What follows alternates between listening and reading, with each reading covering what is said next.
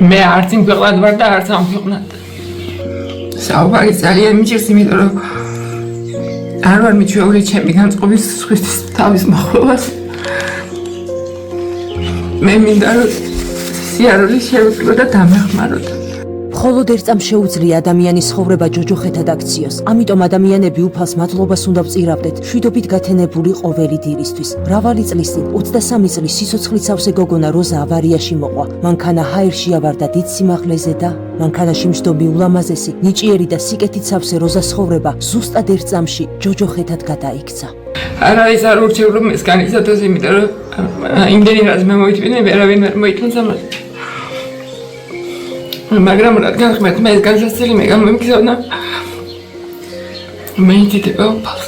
ცოტა ხნის წინ საბრალო როზას მესამე დესტუმრა ვერაგის სიმსივნე. ქალის ამ ჯოჯოხეთიდან ამოყვანა შესაძლებელია. ამისთვის საჭიროა რომ მუხლის სახსრის ჩანაცვლება მოხდეს იმპლანტით. ეს კი 50,000 ლარი ჯდება.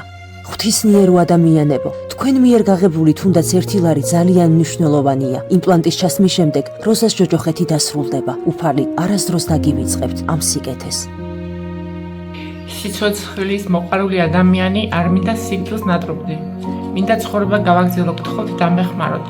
გადარიცხეთ ნებისმიერი თანხა ჩერნოვეცკის ფონდის ოფიციალური საიტის მეშვეობით.